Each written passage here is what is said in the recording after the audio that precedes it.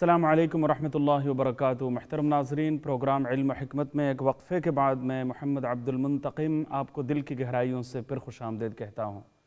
محترم ناظرین، اس قسم کے پروگراموں کی بڑی ضرورت ہے، اہمیت ہے۔ اس پر میں یہ عرض کر رہا تھا کہ ایک صحیح معنی میں علم دین کا جو حامل ہے اس کی ذمہ داری کیا بنتی ہے، اس کا فرض منصبی کیا ہوتا ہے،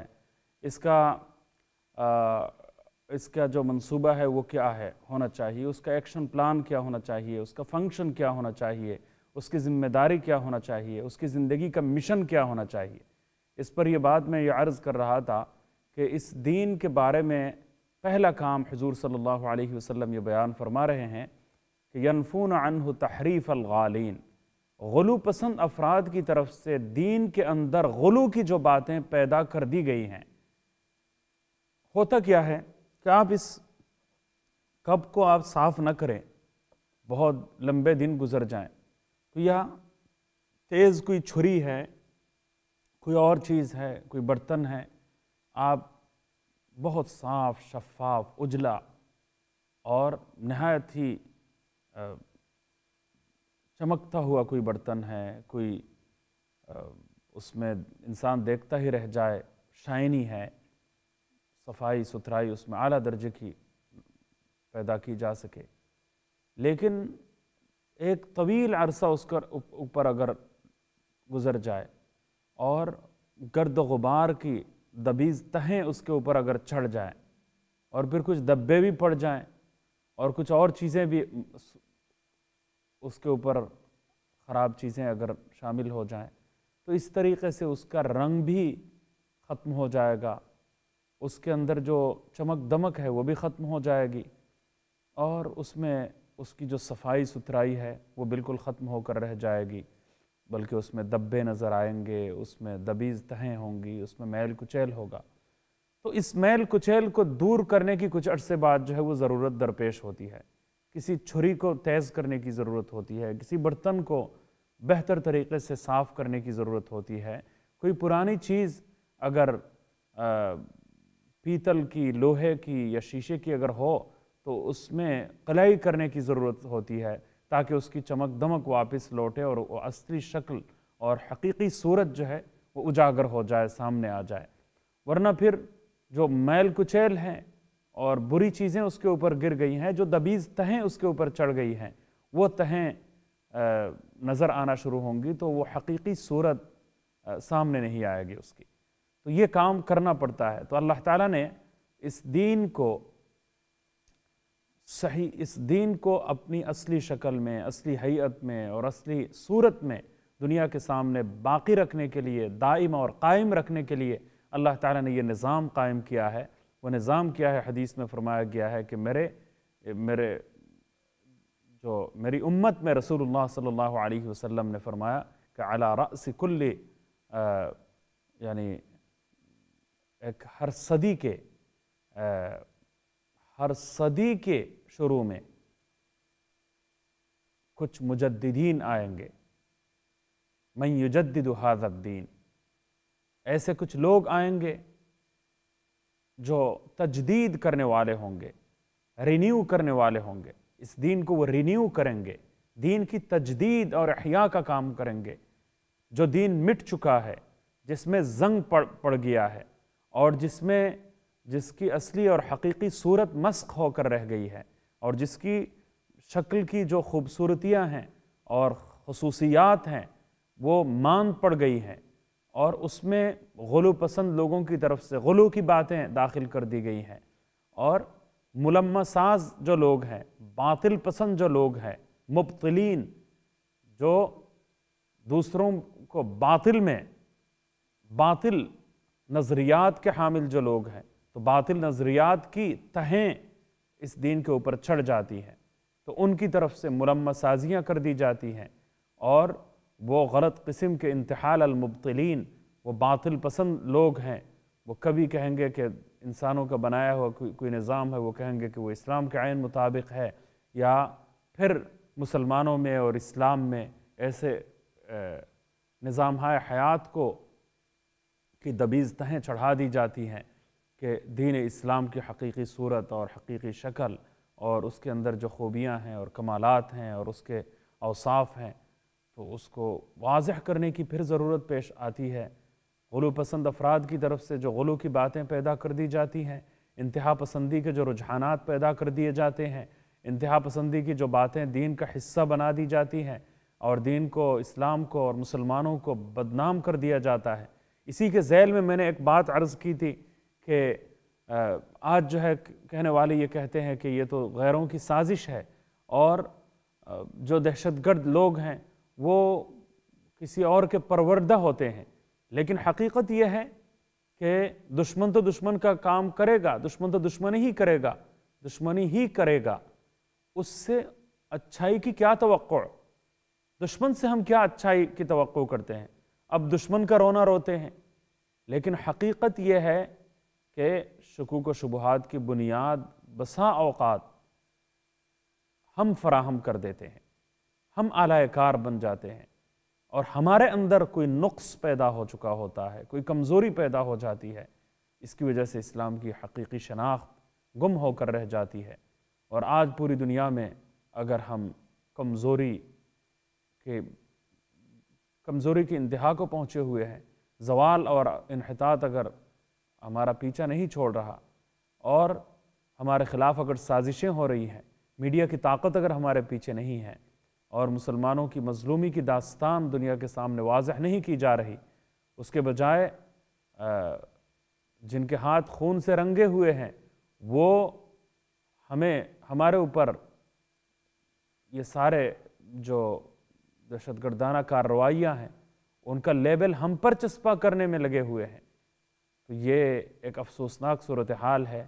تو اس افسوسناک صورتحال کے پیچھے جرم ہمارا نظر آئے گا، نقص ہمارا نظر آئے گا، کمزوری ہماری اپنی نظر آئے گی، کہ کچھ لوگ تو ہمارے ایسے ہوتے ہیں جو حد سے چھڑ جاتے ہیں، کچھ لوگ تو ایسے ہوتے ہیں کہ جن میں اعتدال کا وصف نہیں پایا جاتا، چند ایک افراد ایسے ہوتے ہیں۔ مانا کہ ہر دین میں، ہر مذہب میں، ہر جگہ اور ہر دین کے ماننے والوں میں ایسا ایک عنصر پایا جاتا ہے، اور مسلمانوں میں بھی ممکن ہے ایسا ایک عنصر پایا جائے۔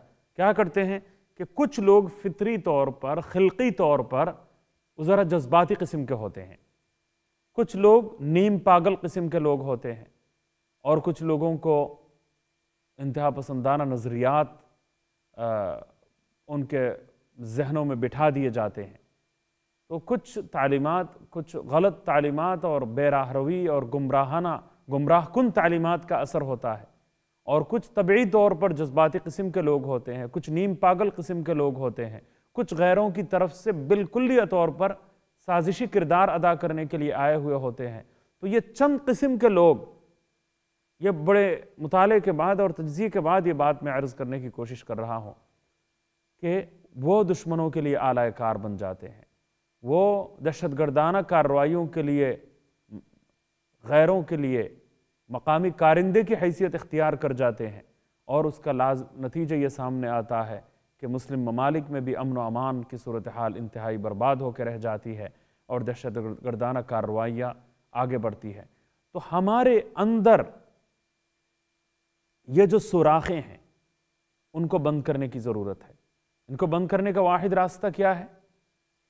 واحد راستہ یہ ہے کہ اسلام کے حسین تعلیمات دودھ کا دودھ اور پانی کا پانی الگ کر کے دنیا کے سامنے رکھ دی جائیں، اور نظام تعلیم کو نئے سرے سے استوار کیا جائے۔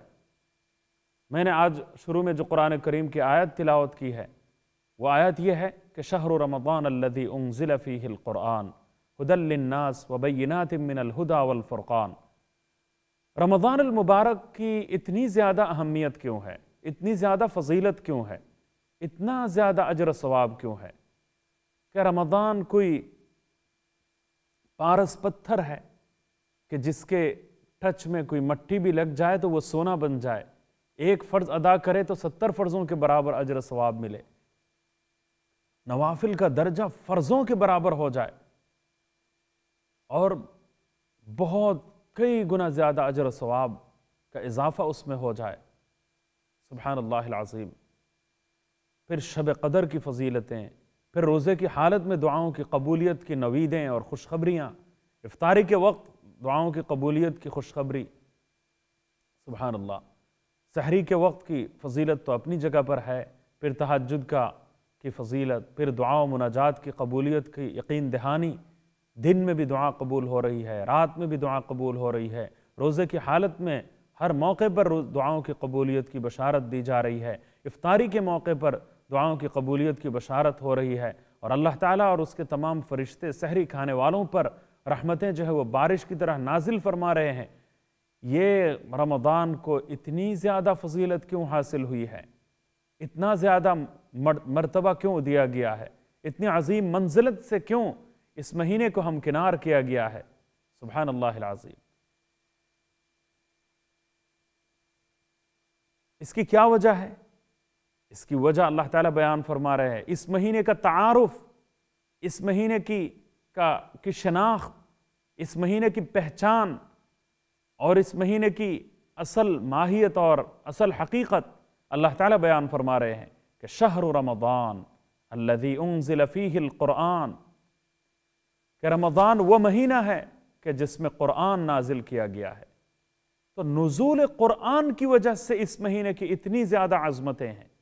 تو قرآن کی صحبت میں جو بھی چیز آ جائے، قرآن کی صحبت میں جو بھی چیز آ جائے، اس کی اہمیت بہت زیادہ بڑھ جاتی ہے۔ کپڑے بے شمار دنیا میں ہیں، انسان، ہم کارپیٹ کو نیچے بچھاتے ہیں وہ بھی کپڑا ہی ہوتا ہے، اور پھر جوتیاں لے کر اس کے اوپر چلتے ہیں، لیکن ایک قرآن کا کور ہوتا ہے اور قرآن کا جزدان ہوتا ہے، اور ایک وہ کپڑا ہوتا ہے جس سے قرآن کو لپیٹا جاتا ہے، سبحان اللہ۔ اس کپڑے کو اوپر رکھا جاتا ہے، اس کو طاقچے کے اوپر رکھا جاتا ہے، اس کا بوسہ لیا جاتا ہے اور اس سے تبرک حاصل کیا جاتا ہے، اس کے بارے میں دل میں ایک عظمت اور محبت ہے۔ ایسا کپڑا بھی اگر کسی کے پیروں کے نیچے آ جائے، یہاں تک زمین میں گر جائے تو دل لرزتا ہے، کپکپاہٹ طاری ہوتی ہے، اور اللہ کے ساتھ براہ راست گستاخی اور کلام اللہ کے ساتھ گستاخی کے مترادف ہے۔ تو وہ ایک کپڑا تھوڑی دیر کے لیے قرآن کی صحبت میں، قرآن کی ہمنشینی میں اور قرآن کے ساتھ اس کا مس ہونا اس کے مرتبے کو بڑھا دیتا ہے۔ اسی طریقے سے رمضان میں قرآن نازل ہوا، اسی وجہ سے رمضان کی اتنی زیادہ فضیلت ہے، اتنا زیادہ مرتبہ ہے کہ ان ایام میں، دن میں بھی رات میں بھی کوئی فرض عمل کرے، نیک اعمال بجا لائے جائیں، 70 گنا زیادہ اس میں اضافہ ہو جاتا ہے۔ پھر شب قدر اور پھر آخری عشرہ تو اور زیادہ اجر ثواب، پھر صدقہ و خیرات، سب سے افضل صدقہ و خیرات اس مہینے میں، تمام چیزوں کی نیکیاں بڑھا دی جاتی ہیں، اور اس مہینے کے ایک ایک لمحے کی فضیلت بڑھا دی گئی ہے، سبحان اللہ العظیم۔ تو در حقیقت قرآن کریم کی وجہ سے یہ فضیلت ملی ہے۔ تو جس چیز کی وجہ سے رمضان کی قدر و قیمت میں اضافہ ہوا ہے، رمضان کی فضیلت اتنی زیادہ بڑھا دی گئی ہے، وہ عظیم نعمت آج بھی ہمارے پاس موجود ہے، اس کو کیسے لیا جائے؟ رمضان کا پیغام در حقیقت قرآن ہے، اس قرآن کو سینے سے انسان لگائے، اس قرآن کو اپنا دستور حیات بنائے، اس کو نصب العین بنائے اور زندگی کا مشن بنائے، تو پھر رمضان کا پیغام انسان کو حاصل ہو سکتا ہے۔ ایک کالر سے بات کر لیتے ہیں۔ السلام علیکم ورحمۃ اللہ۔ وعلیکم السلام۔ وعلیکم السلام۔ جی فرمائیے بہن، کیا کہنا چاہیں گے آپ؟ آپ قرآن پاک کی بات کر رہے ہیں۔ بالکل جی، آپ کا کوئی سوال ہے آج اس پروگرام میں؟ تو سوال جواب کا بھی پروگرام ہے یہ انشاءاللہ۔ فرمائیے آپ کیا کہنا چاہیں گی؟ وہ کپڑا کیا ہے؟ جی وہ کپڑا کیا ہے؟ یعنی قرآن کے ساتھ جو کپڑا لپیٹا جاتا ہے اس کی بھی قیمت بڑھ جاتی ہے، اس کی بھی قدر و قیمت میں اضافہ ہو جاتا ہے، کیونکہ قرآن کے ساتھ یہ مس ہوا ہے۔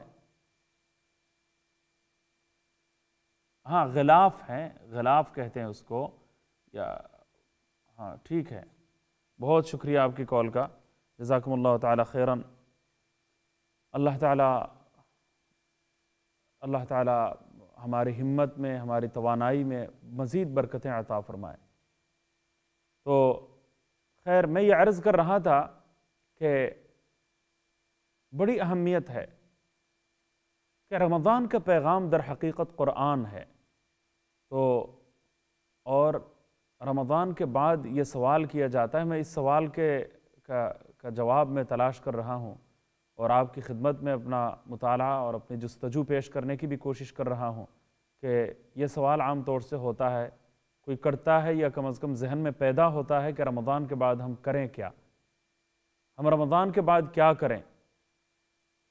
تو ایک تو یہ ہے کہ دین کے ساتھ اپنا شغف بڑھائیں، اسلام کی تعلیمات پر عمل پیرا ہونے کے لیے ہم بہت زیادہ آگے بڑھیں، توبہ اور استغفار کی کثرت زندگی کا معمول بن جائے، ذکر و اذکار کی کثرت اور ذکر و اذکار میں قوت زندگی کا معمول بن جائے، یہ بہت ضروری ہے، بہت ضروری ہے، اس کو پلے باندھ لیا جائے۔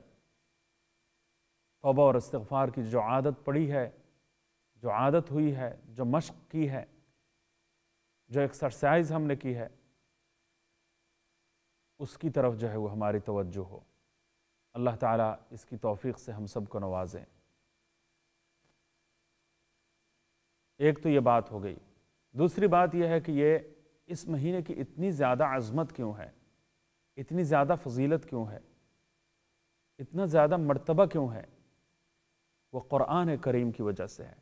شہر رمضان الذی انزل فیہ القرآن ھدی للناس وبینات من الہدی والفرقان۔ سبحان اللہ۔ بسم اللہ الرحمن الرحیم۔ انا انزلناہ فی لیلۃ القدر وما ادراک ما لیلۃ القدر لیلۃ القدر خیر من الف شہر۔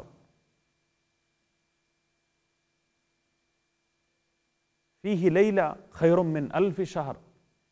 رمضان وہ مہینہ ہے کہ جس میں ایک ایسی رات ہے جو 1000 مہینوں سے بہتر ہے، وہ لیلۃ القدر ہے۔ اس کی اتنی زیادہ فضیلت کیوں ہے کہ قرآن اس رات میں نازل ہوا۔ انا انزلناہ فی لیلۃ القدر وما ادراک ما لیلۃ القدر لیلۃ القدر خیر من الف شہر۔ علماء کرام نے بیان فرمایا ہے کہ قرآن کریم کا نزول اللہ تعالیٰ نے لوح محفوظ میں اس قرآن کریم کو محفوظ کیا ہوا تھا، پھر لوح محفوظ سے عالم بالا میں فرشتوں کا ایک عبادت خانہ ہے، فرشتوں کی عبادت گاہ ہے، اس کا نام ہے بیت معمور۔ تو لوح محفوظ سے بیت معمور میں، بیت المعمور میں اس قرآن کریم کو یک بارگی نازل کیا گیا، اور وہ لیلۃ القدر کے رات اس قرآن کریم کو اتارا گیا ہے۔ تو اس کے نزول کے مختلف مراحل ہیں۔ اللہ تعالیٰ کی طرف سے اس کو لوح محفوظ میں اس کی حفاظت کی گئی، پھر وہاں سے بیت المعمور میں اس کو اتارا گیا، اور وہاں سے پھر جستہ جستہ وقفے کے ساتھ 23 سال کی طویل مدت میں پورا قرآن کریم ضرورت کے تحت مختلف آیتیں اس کی نازل کی گئیں۔ جو آیتیں نازل ہوئیں حضرت جبریل امین علیہ السلام حضور صلی اللہ علیہ وسلم کو بتاتے رہیں کہ یہ آیت فلاں صورت کی فلاں آیت ہوگی، اور اس کو اس طرح ترتیب دیا جائے۔ تو یہ سب کچھ توقیفی ہے، اللہ کی طرف سے یہ سب کچھ بتلا دیا گیا ہے، اور آپ صلی اللہ علیہ وسلم نے حضرت جبریل امین علیہ السلام کی معلومات اور انفارمیشن اور ہدایات کے مطابق آپ صلی اللہ علیہ وسلم نے اس ترتیب کو بھی بیان فرمایا، اور حضرات صحابہ کرام نے اس قرآن کریم کو لکھا۔ کاتبین وحی کی جو مشرف، مبارک، سعادت مند جو جماعت ہے، ان کے حصے میں یہ نیک بختی آئی، اور ان کو اس قرآن کریم کی کتابت کا غیر معمولی شرف نصیب ہوا، شرف حاصل ہوا۔ تو جس دن پہلی آیات اقرأ بسم ربک الذی خلق خلق الانسان من علق اقرأ وربک الاکرم الذی علم بالقلم علم الانسان ما لم يعلم، یہ آیات نازل ہوئی تو رمضان المبارک کا مہینہ تھا۔ جس رات کو نازل ہوئی وہ بھی شب قدر کی رات تھی، لیلۃ القدر والی رات تھی۔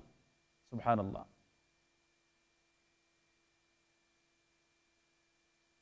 تو اللہ تعالیٰ اس بات کو اچھی طرح سمجھنے کی توفیق عطا فرمائے کہ لیلۃ القدر کی اتنی زیادہ فضیلت، رمضان المبارک کی اتنی زیادہ فضیلت، پورے رمضان المبارک کی اتنی زیادہ فضیلت، وہ کیوں؟ اس کے پیچھے کوئی اور وجہ نہیں، اس کے پیچھے وجہ یہ ہے کہ یہ نزول قرآن کریم، نزول قرآن کریم کا مہینہ ہے، قرآن کریم کے نازل ہونے کی رات ہے۔ یہ قرآن کا مہینہ ہے، نزول قرآن کا مہینہ ہے۔ شہر رمضان الذی انزل فیہ القرآن، اس مہینے کا تعارف کسی اور حوالے سے نہیں کرایا جا رہا، اگر کرایا جا رہا ہے، اس کی کوئی پہچان کرائی جا رہی ہے، اس کی عظمتوں کو اگر اجاگر کیا جا رہا ہے، اس کی شناخت اگر بتلائی جا رہی ہے، تو قرآن کریم کے ساتھ اس کے رشتے کا حوالہ دیا جا رہا ہے۔ اس کی وجہ کیا ہے؟ کہ اس کی ساری عظمتوں کا راز اسی قرآن کریم میں پوشیدہ ہے، اور اس میں پھر پیغام کیا پوشیدہ ہے کہ قرآن کی ہم نشینی میں، قرآن کی صحبت میں، قرآن کے ٹچ میں جو چیز بھی آ جائے اس کا اعزاز بڑھ جاتا ہے، اس کی عزت بڑھ جاتی ہے، اس کی تعظیم میں اضافہ ہو جاتا ہے، اس کا مرتبہ بہت بلند ہو جاتا ہے۔ جس زمانے میں قرآن کریم نازل ہوا، اس زمانے کے بارے میں رسول اللہ صلی اللہ علیہ وسلم نے فرمایا کہ خیر القرون قرنی، تمام زمانوں میں وہ خیر القرون ہے، سب سے بہتر زمانہ ہے۔ خیر کے معنی ہے سب سے بہتر، سب سے اعلیٰ، سب سے بہتر، تمام چیزوں کے مقابلے میں زیادہ جو بہتر ہو، کمپیئر کر کے دوسروں کے مقابلے میں جو زیادہ بہتر ہو، اس کو خیر کہا جاتا ہے، تو وہ خیر القرون ہے۔ اس پر مزید باتیں ہوں گی اور وقفے کی طرف ہم جا رہے ہیں، انشاءاللہ وقفے کے بعد ملتے ہیں۔ امید ہے آپ ہمارے ساتھ رہیں گے۔ السلام علیکم ورحمۃ اللہ۔